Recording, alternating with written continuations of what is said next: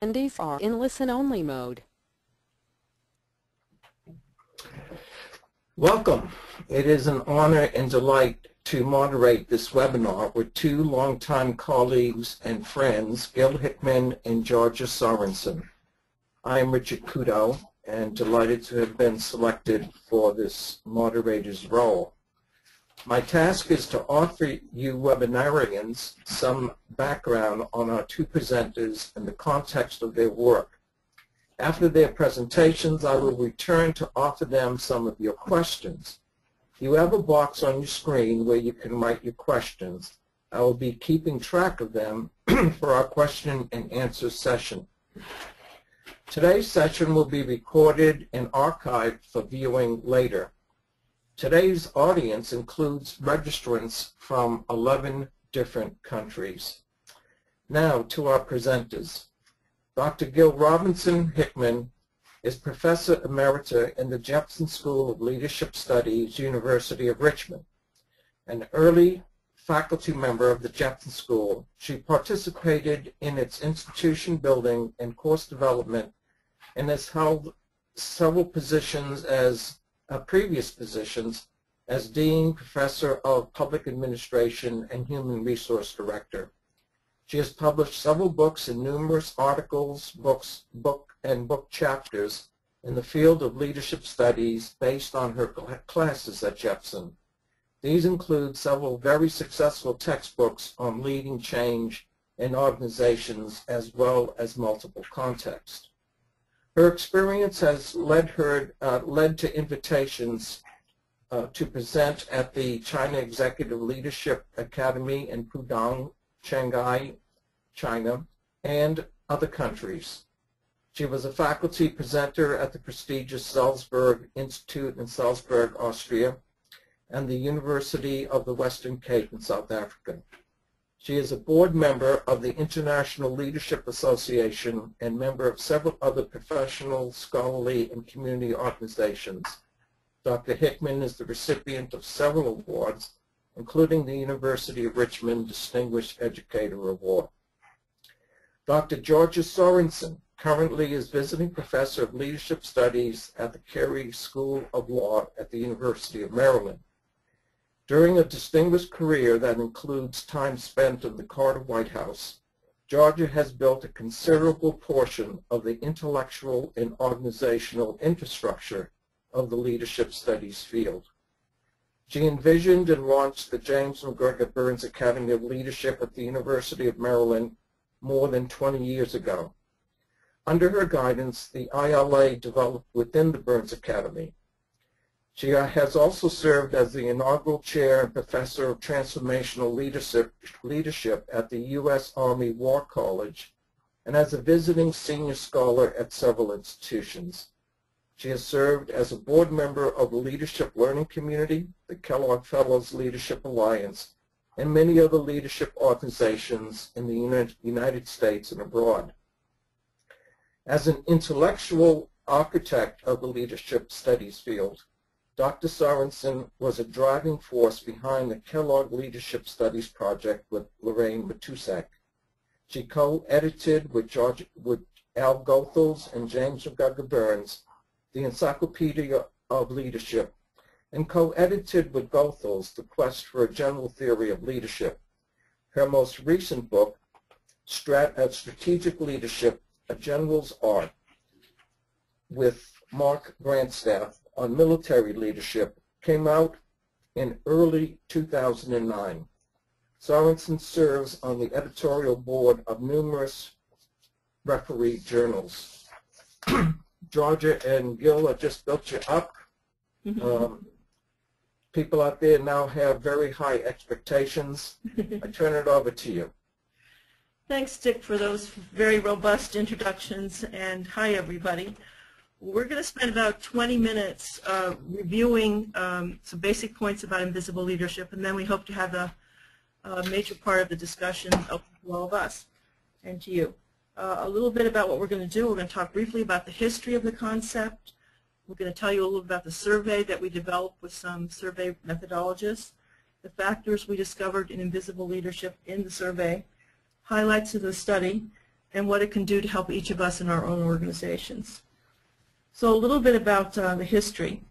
What we wanted to discover was, can a common purpose actually inspire leadership? Gill and I, and Dick too for that matter, were part of the KLSP, Kellogg Leadership Studies Project, which started in 1992, to examine some of the core questions of leadership. And as Gill and I sat in the group year after year, we began to think that there's something missing from the conversation, something that goes beyond leaders and followers, but we weren't quite sure what it was. So we began secretly between us to talk about it as invisible leadership, and we dedicated ourselves to discovering what this inchoate feeling was that we felt so many years ago.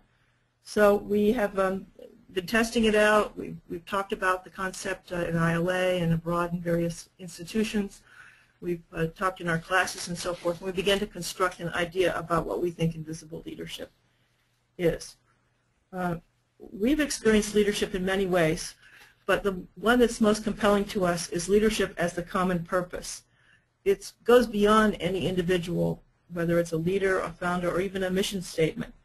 It's the invisible leadership that inspires leaders and followers to take action on its behalf. We've tested the concept in 21 award-winning companies and nonprofits, but we'll get to that a little bit later. We spent a lot of time working on the definition and testing out the definition with different audiences. And based on our research and our tests with various audiences, we came up with the following definition. Invisible leadership embodies situations in which dedication to a compelling and deeply held common purpose is the motivating force for leadership. We came to consider this charisma of purpose. Rather than charisma of leaders, the actual common purpose was charismatic and drew people to it to do its work. Now, what do we see the common purpose as? It's a deeply held sense of common destiny. Sometimes it's a life course or a calling. Many times it is. It's also the substance that binds together, those invisible blue notes, as we call them, that hold people collectively together to achieve something together. And the aim or reason, it may be just the aim, it may be seen as the aim or the reason for their leadership. It's aligned with mission, but it resonates with people's values much more deeply and sense of themselves. The common purpose provides inspiration for participants to use their strengths willingly in leader or follower roles. We felt this was very important. It really didn't matter to the individuals that we studied whether they were taking leadership, whether they were visible to the outside world, whether they were getting credit, whether they were the power behind the throne. It didn't matter. What mattered was achieving their common purpose. So it cultivates a very strong bond that connects participants to each other in pursuit of their purpose. In our work, we discovered that invisible leadership was really not new. As a matter of fact, management scholar Mary Parker Follett described this concept all the way back in 1928. We have a quote from Mary Parker Follett about this concept, and though it's a little long, I think it's very important for you to understand and for you to see where the concept came from. Leaders and followers are both following the invisible leader, that is, the common purpose. While leadership depends on depth of conviction and the power coming therefrom, there must also be the ability to share that conviction with others, the ability to make purpose articulate. And then the common purpose becomes the leader. And I believe that we're coming more and more to act, whatever our theories, on our faith in this power of the invisible leader. Loyalty to the invisible leader gives us the strength, the strongest possible bond of union. Now, Mary Parker Follett's insights were very important to us because not only did we feel that we were onto something, but now we found that someone else had talked about this as well. Now, you might think that Mary Parker Follett saw the common purpose as the invisible leader only in something like social movements, but in fact, she had observed this kind of invisible leadership in companies, even manufacturing companies. And she found that this was a highly effective concept. She called this concept multiple leadership because it was filled with leadership by participants, whether they were seen or unseen, who were committed to achieving a common purpose. So as we get to talk about the concept with others, we realized that there were certain intersections with other thinking, and we became more and more clear over time what invisible leadership was not. So invisible leadership is not leadership that no one recognizes or acknowledges. We've all been in experiences where there are people that we know are providing great leadership, and yet they're not in a positional authority. It's not rendering individuals invisible, although that's an interest of ours. So many people, such as women, minorities, older people, gay people, people with disabilities, and so forth, are rendered, mentally ill people, are rendered invisible to us for a variety of social reasons. And so invisible leadership is not individuals who are rendered invisible. And it does not mean that leaders and followers are invisible. They can be highly visible in their organizations or even to the outside. My best example of that is Brian Lamb, who was the founder of C-SPAN, recently retired. And for the 25 years that Brian was on air, he never once said his name. So he felt it was very important that his purpose of C-SPAN, which is to bring unfiltered news to the American people, was the invisible leadership and not himself. And it's not a leadership substitute, such as the leadership substitute theory suggests. It's not that there is leadership that's dispersed or in a positional way, but can happen in positional and non-positional roles.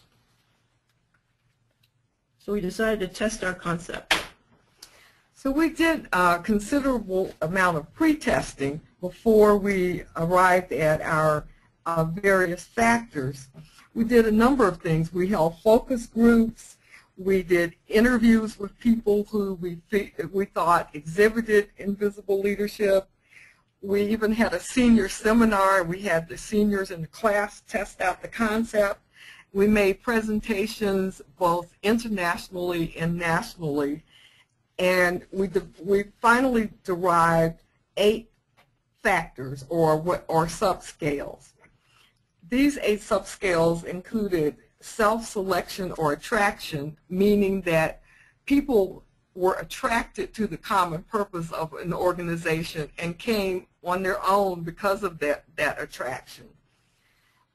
The second one was commitment to or ownership of purpose, that these people, the people who came to invisible leadership, personally owned the purpose. It really meant enough to them that they felt this was their own purpose.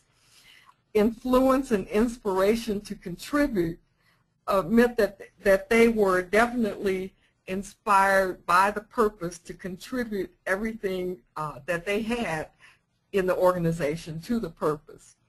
Bond among participants, that as they participated in invisible leadership, they found themselves more and more bonded to each other. In fact, a number of people commented that they felt like family, they had a strong bond of friendship, and all of this in their efforts together toward the common purpose. Most of these people indicated that they felt they had self-agency. In other words, they were able to act on their own because they knew the common purpose and they knew what the organization wanted, that they were able to act in its behalf, which leads into taking action on behalf of the common purpose, that they could take on leadership for the common purpose even if they were not in a positional role. Whatever needed to happen, they were able to do it.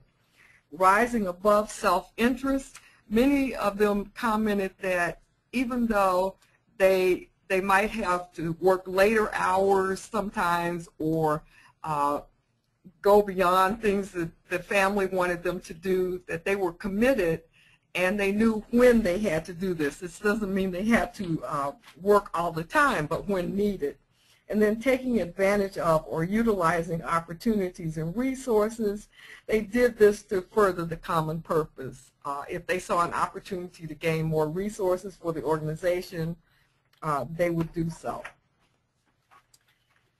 Finally, once we developed these 8 factors, we proceeded to test our concept.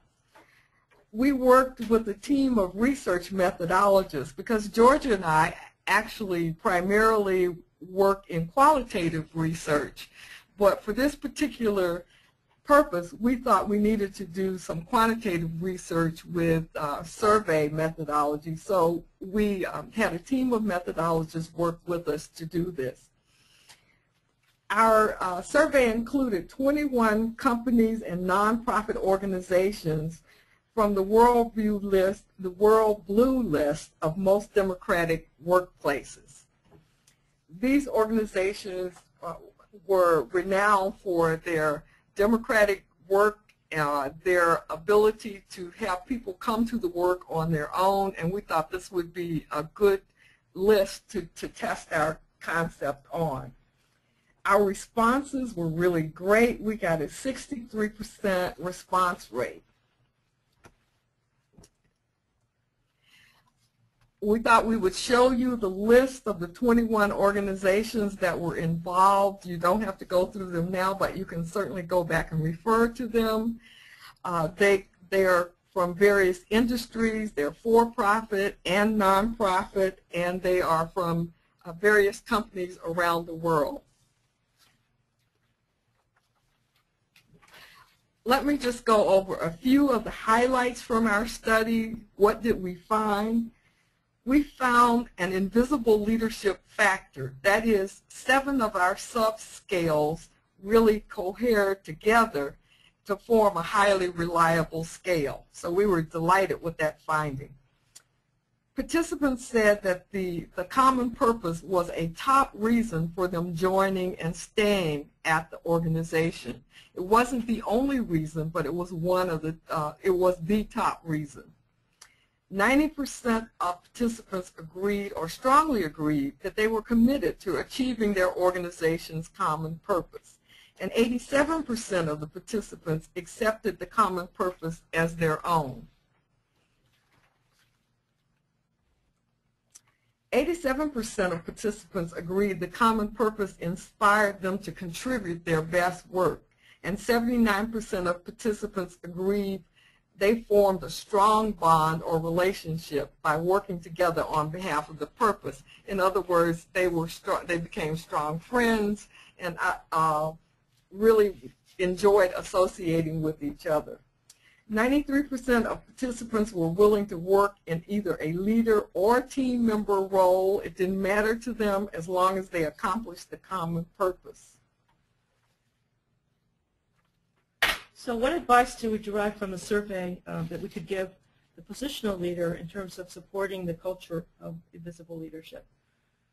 One is to cultivate the purpose as a lived experience in the organization, and that includes how you select new members. Sometimes team members, current organizational members, are on the team that selects new members.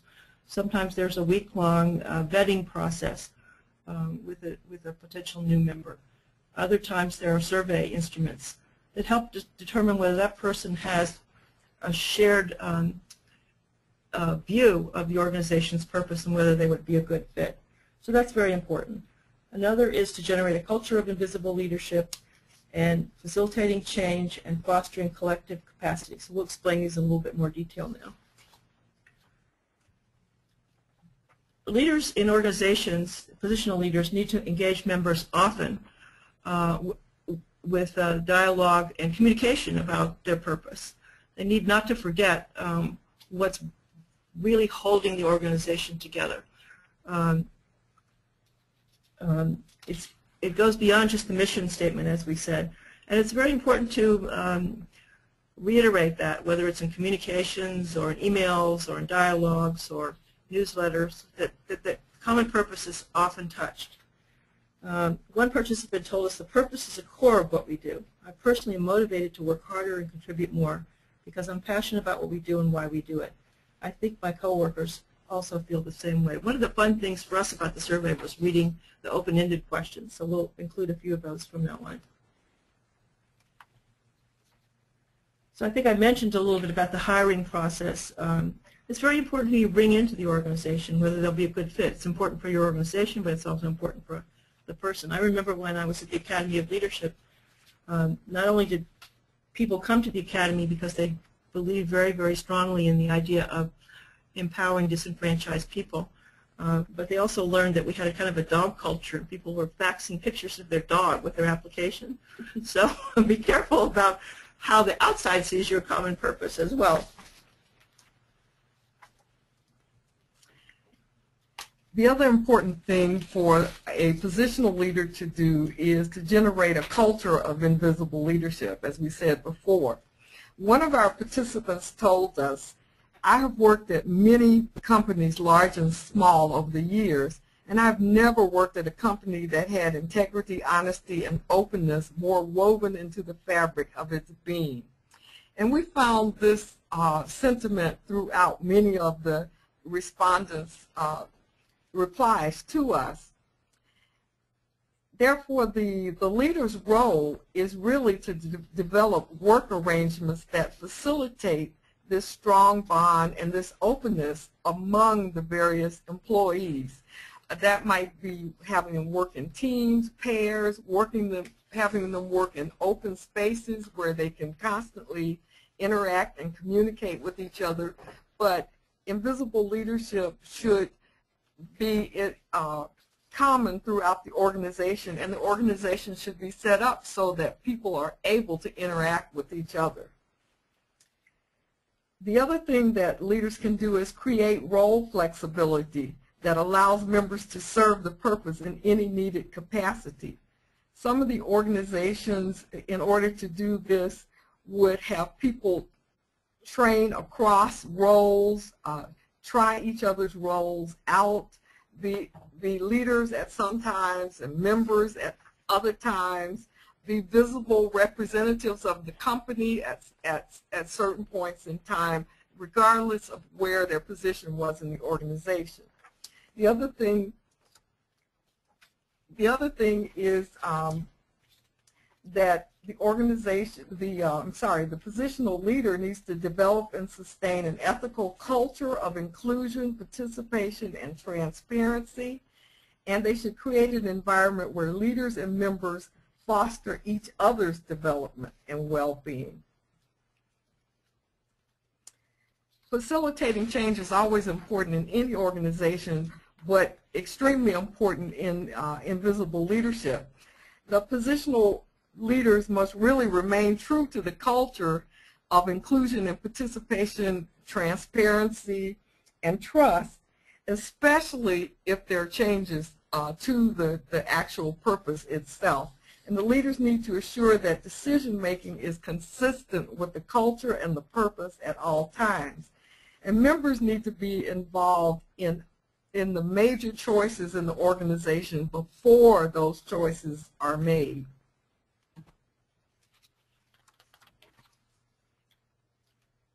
Next is the collective capacity of the organization. The positional leader needs to make sure that structurally the organization permits a lot of collective role flexibility, needs to work in temporary teams, for example, and create opportunities for members to rotate through roles beyond their team or position, and to use their own to be rewarded and to use their self-agency to act on behalf of the common purpose. The willingness of members to serve any purpose that's needed is an important part of invisible leadership, and the organization needs to be structured that way. Now I think we want to spend our last few minutes talking about a particular organization, and then we'll move on to the questions. We want to give you a specific example of, we have many, but this is one that we particularly like, the Colors Restaurant. This was not one of our 21 organizations, but this organization does represent invisible leadership in a very strong way. I think I'll go directly to the video because the video will give you a background, the background of why this organization came about and why it's a good example of invisible leadership. So let me. Windows on the World Restaurant was just one of many businesses destroyed on 9/11. Of course, it sat on top of the North Tower. Now, some of the remaining employees are remembering the friends they lost by finally realizing a dream. American Morning's Kelly Wallace has their story this morning. Good morning. Good morning. So that's such a nice story because the dream was owning a restaurant all by themselves, many of them immigrants, so that they would own and operate this new restaurant. It started serving the public last week, but it will celebrate its official grand opening this coming week. The seafood, Majdi Labib's from Egypt, Jean-Pierre's from Haiti, and Silverio Luke's from the Philippines. 3 men from dramatically different backgrounds, but forever linked by a date, a restaurant, and routine scheduling that ultimately saved their lives. thank God, I was a sous chef that, we're doing construction on the floor, and they told me, you don't have to come in until 10 o'clock.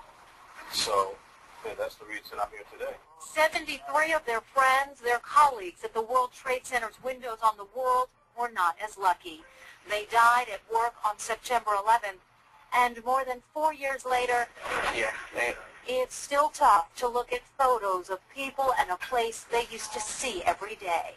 I'm getting, a little bit of goosebumps or something every time I remember them. Yes, raise your hand. In a tribute to their lost colleagues, they, along with about 50 restaurant workers, many of whom are immigrants who also worked at Windows, joined together to open Colors, one of New York City's first worker-owned restaurants. Is this a dream come true? You are a part owner of a restaurant Yes. in New York City. In New York City, which is a very tough place to be, but we're going to make it very well. I feel terrific.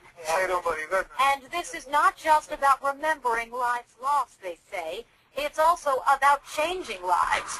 Workers will get a share of the profits if there are any, and no one earns less than $13.50 an hour, far higher than what an average restaurant pays. Right here, you have a bunch of immigrants that owns a restaurant. How crazy is that, right? So it's like, a lot of people now, they can look up to us and say, we could do it. We could be owners. We could be better in life. Just about every owner has submitted a recipe from their home country for the menu. We call it lumpia. Philippine lobster lumpia from 41-year-old Silverio, and from Magdi, a father of 2. Nothing yet. Nothing yet. Nothing yet. I didn't like the recipe. They didn't like your recipe. No, I really did. We got to take that up with the owner. Oh, wait.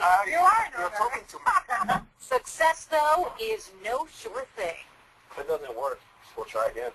Maybe a smaller place. We're not going to give up.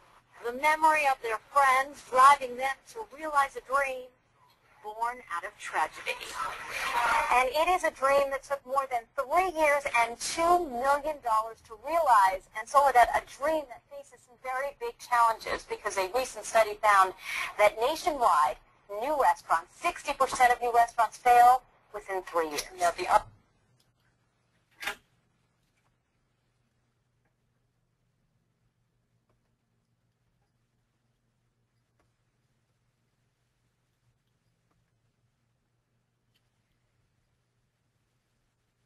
So we just want to add that actually this restaurant is still in business in New York, and so far it's succeeding quite well.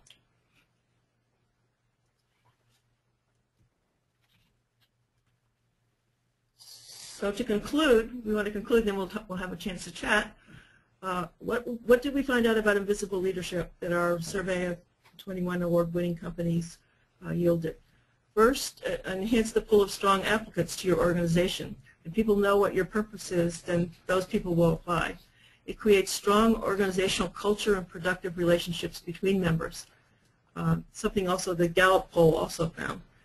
And it greatly enhanced the retention of committed members. People stay longer. Many people in these companies have been there since the beginning, often for 5 or 10 years. And increased productivity, profits, and value for your team and customers. So there are a lot of benefits to invisible leadership, and And it's a concept that we're really attracted to because it goes beyond the simple leader-follower dynamic that many of us have outgrown. Thank you. Thank you. I'm sure you can hear the applause coming from around the globe.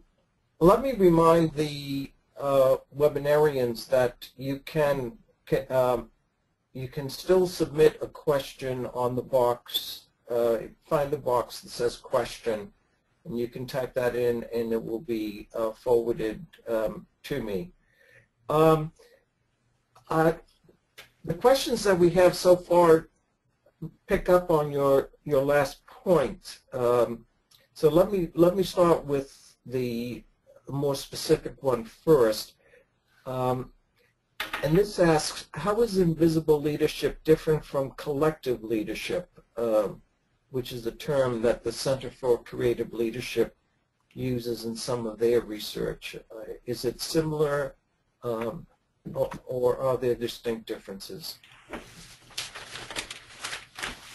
I'll start. I think it definitely builds on collective leadership, but it also is motivated primarily by the purpose. Sometimes collective leadership is motivated by a very strong, charismatic leader, but in this, and it certainly incorporates a lot of collective leadership, but it also, in invisible leadership, is the individual being attracted to an extremely strong purpose, which, let me see if I can get on the screen a diagram that shows. Number 12. Give me just a second. It compares invisible leadership to other theories, such as invisible leadership, transformational leadership, servant leadership, and others, collective leadership. Let me get this diagram on the screen to help us make this point. Go.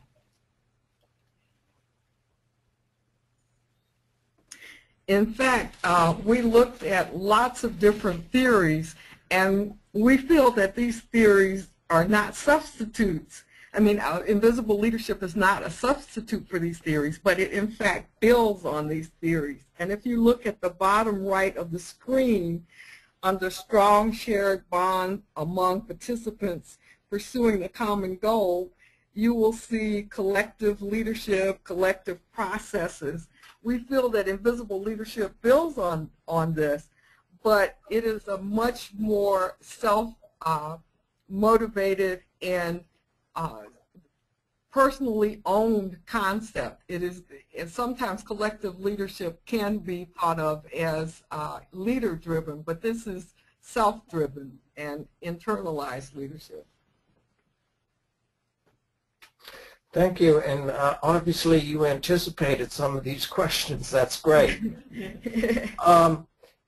There's a follow-up question on this, and one of the theories that I don't see on that slide is spiritual leadership described by Fry. Do you have a sense of how the power of invisible leadership compares and contrasts with that? Well, I see invisible leadership more as a relationship between people that's invisible, the space between, we called it. And it's much like Thelonious Monk's Blue Notes, where it's not the actual notes that jazz great Thelonious Monk played, but it was the nuance, the phrasing, the relationship between the notes that he played that made his work really a genius work.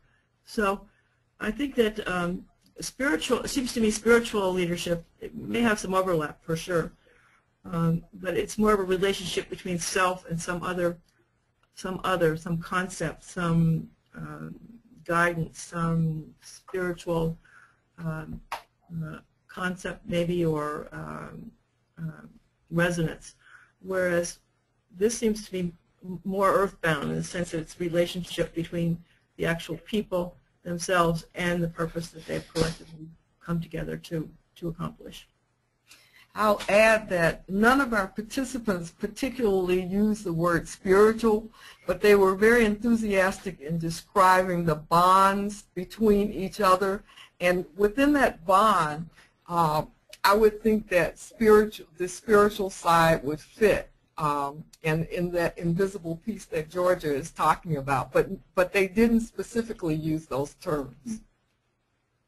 Well, another term that might fit to describe those bonds is social capital. Did your work include any of the work on social capital? I think you're absolutely right.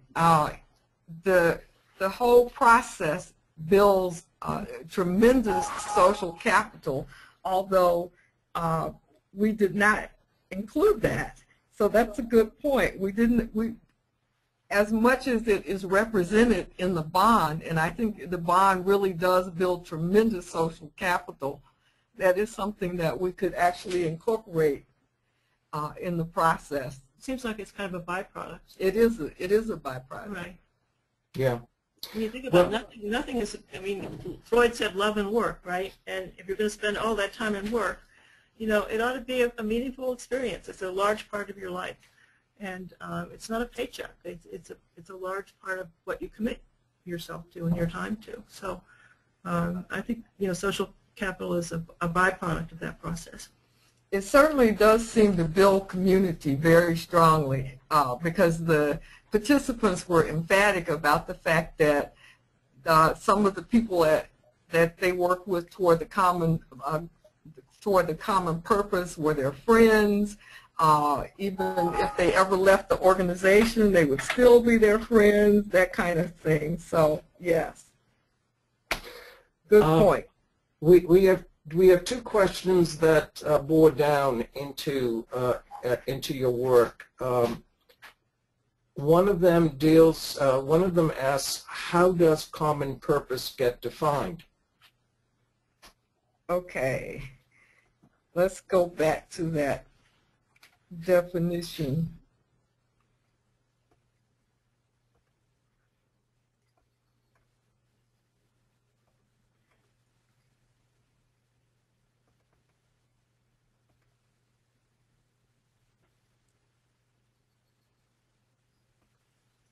Or do you want to talk about that?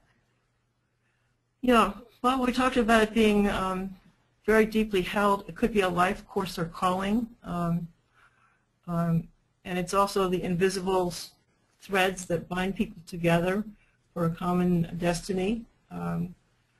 It's aligned with mission, but it resonates with people's values more deeply, I think, in their sense of themselves. That was my impression.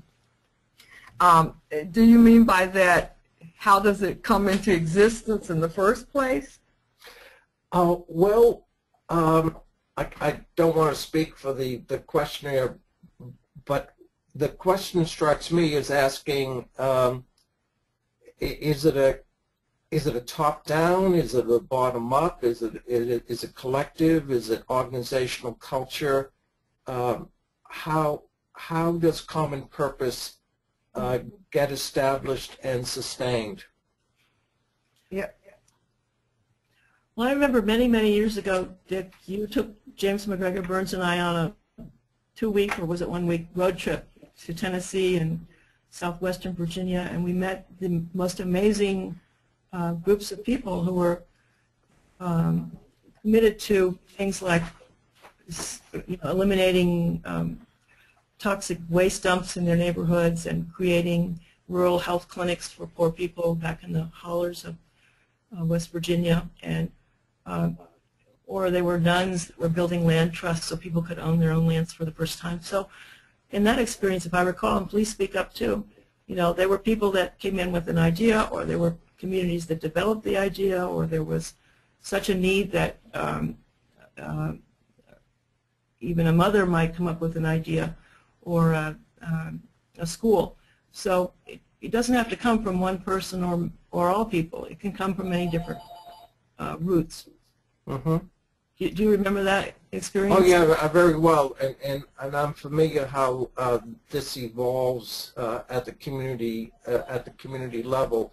What about a formal organization? Well, let me talk about it coming together in two different ways in formal organization.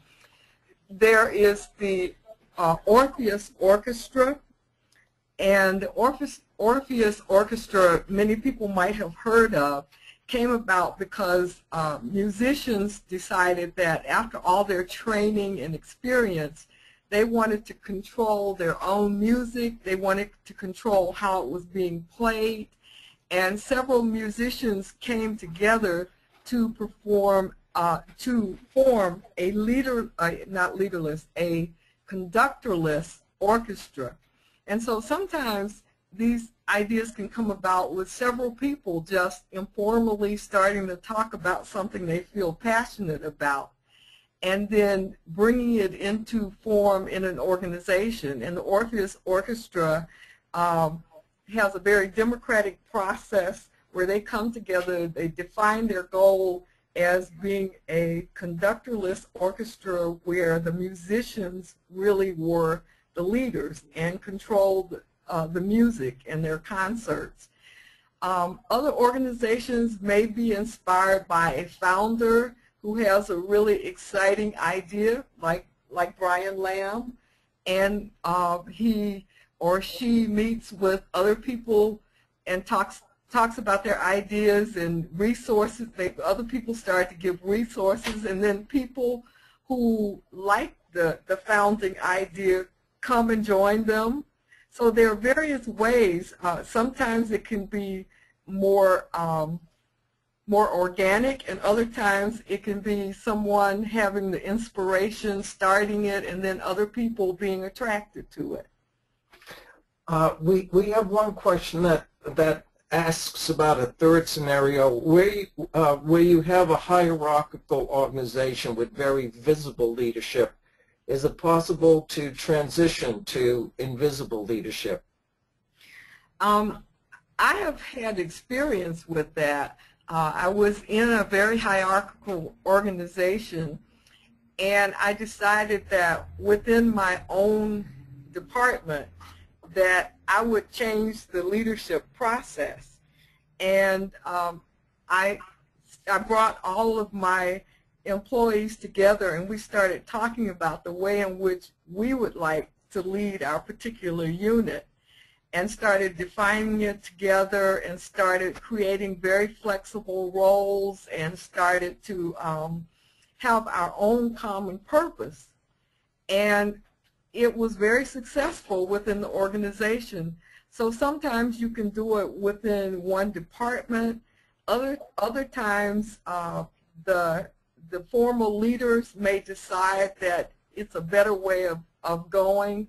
In one case, a company in the Netherlands heard about this idea. It was presented at the invisible leadership idea. It was presented at another seminar, and he decided that what they had decided was their common purpose was really not their common purpose. It wasn't the inspirational motivation for their work, and he completely changed to what they actually believed in and wanted the most. And I think you can change it. So yes, there are two ways to go about it. One, you can implement invisible leadership in your own shop or within the organization, or the company can decide that this is a better way to go and change the whole direction of how the company wants to function. We're developing a string here of follow-up questions, probing this a little bit further. And one relates this idea of the evolution or emergence of a common purpose to chaos and complexity theory, the strange attractor of meaning. And this would take us from a non-position, well, if we deal with a hierarchical organization, it would deal with factors within the organization that bring people together to either rediscover or discover a new common purpose.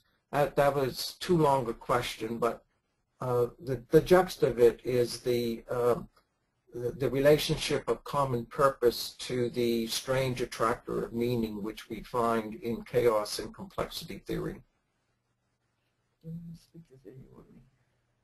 I'm really excited about that, but I can't say that I know much about it. Is it possible that the questioner can say something, or can? Well, let me comment on that, because I've done a bit of reading on complexity theory. I completely agree that that is one way of invisible leadership developing.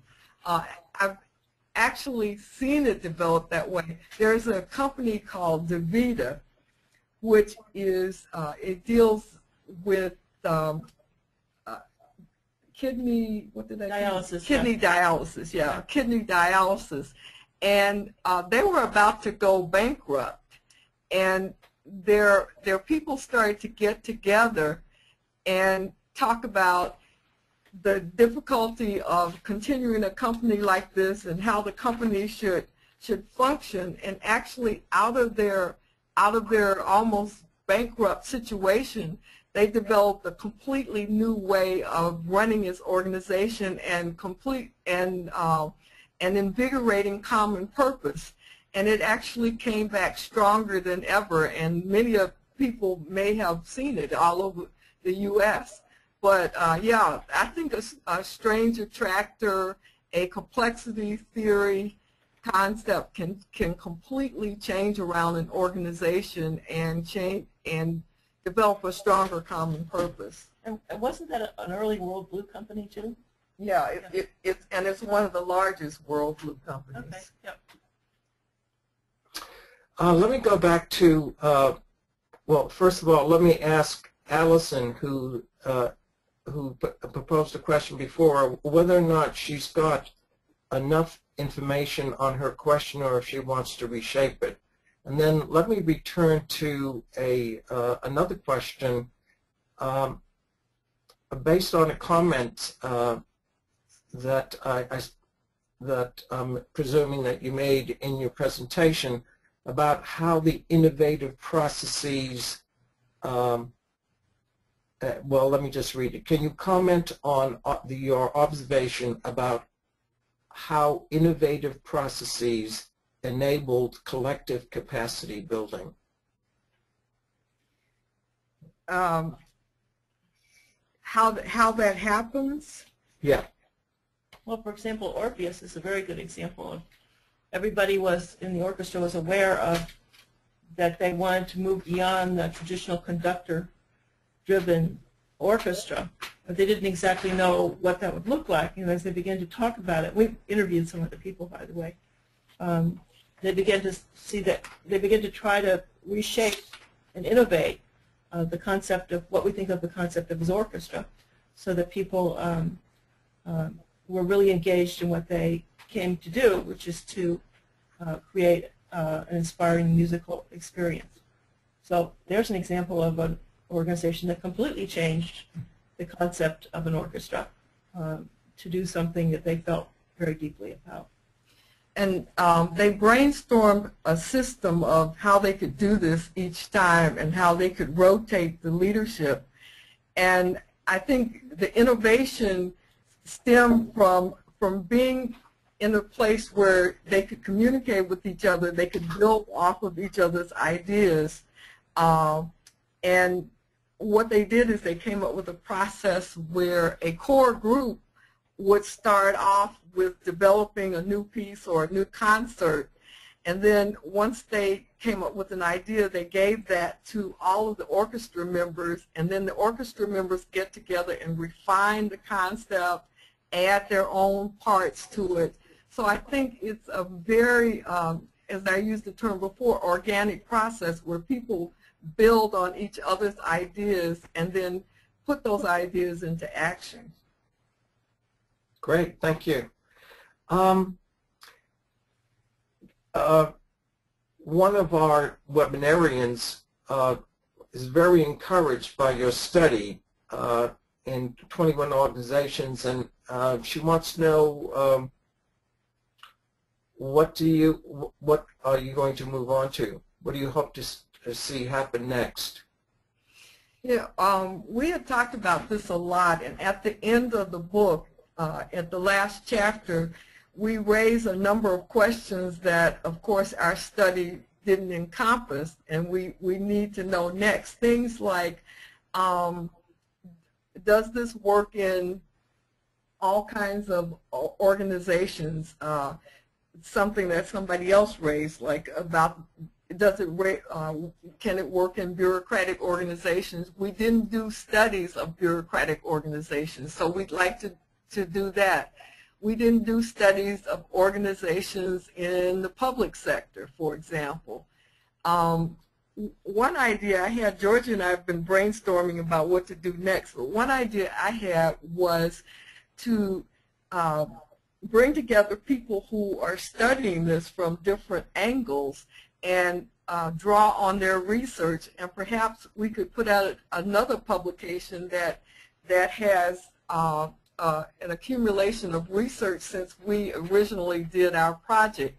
So we've made our questionnaire open source. Anybody can use it, and we'd like to hear back from them about what they found, and perhaps another publication would be chapters on what various research studies found beyond ours. It'd be fun to do a control study of matching organizations, or organizations that are matched by size and budget and history and so forth, to see what the differences are with these World Blue companies versus a more traditional company. And what about public leadership, or more specifically, political leadership?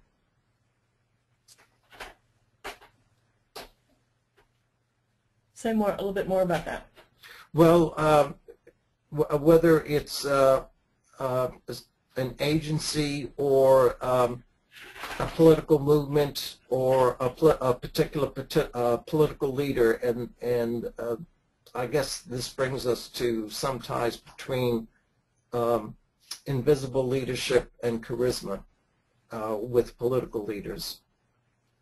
Well, I'm thinking to some degree with the internet that's happening, with organizations like Move On and so forth, with the president deciding, for example, that he will respond to signed surveys of more than 100,000 people, blah, blah, blah, people that have worked to capture his team's attention. So in a way, it might become kind of a more iterative process in which we citizens who are individuals but invisible as a collective could influence the highest office in the land. I'm from the public sector standpoint. I talked to a group of public administrators about this concept, and they were very interested in looking at it in public agencies. I don't study politicians as much, but I would think that there are new processes developing that influence politics, as Georgia said, in very different ways.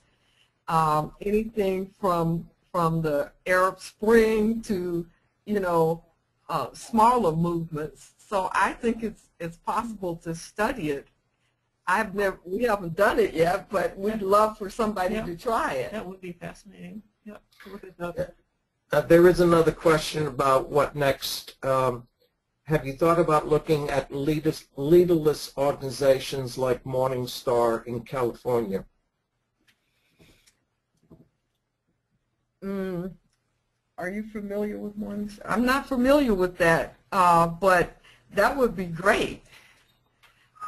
We'd like to join together with others who are interested in the concept to expand the dialogue, really, about invisible leadership, either through experience or through research. That would be our dream.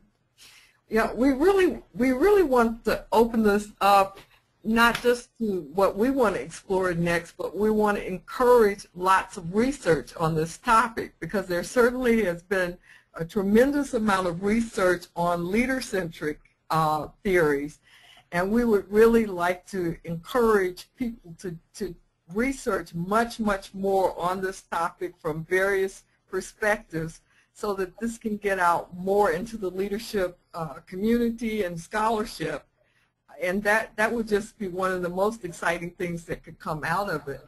We're not sure exactly which specific way we're going to head next with it, but one of the things we really want is for other people to research this. The more the merrier. I am sure of one very next step, and that is the need to bring to a close this session in this webinar. Thank you, Gill and Georgia, for taking the time to be with us today, and thank all of our webinarians for joining in and sending along such excellent questions. I'd like to now, I'm sorry? Our pleasure. I'd like to now announce the winners of the book giveaway. Those of you, I don't think I explained this at the beginning, but we have arranged, it's not exactly Oprah or The View, but 4 of you will be, who have been randomly selected, will receive a copy of The Power of Invisible Leadership. The winners are Donna Grayson, Judy Whips, Robert Fisher, and Edward Kulagowski. Congratulations, and we'll have those books in the mail to you. Please make sure that Malka at the ILA has your mailing address. If you have enjoyed today's webinar, I hope you will also be able to join us for the next installment of the Leadership Perspectives webinar series, Latino Leadership, Promoting Diversity, Developing People, Taking Action with Warner Borders. It will be held at 12 p.m. Eastern Time, USA, on Wednesday, May 22nd. Warner's book has just been published and released, and it's a follow-up on her very successful earlier book. I want to thank Georgia and Gill once again. Thank you, Malka, for helping with all the techniques and keeping me straight. And when I eliminated a portion of my page, restoring it, you're a wonder. And thank all of those of you who joined us today. Thank you for joining us, and have a wonderful day. Goodbye.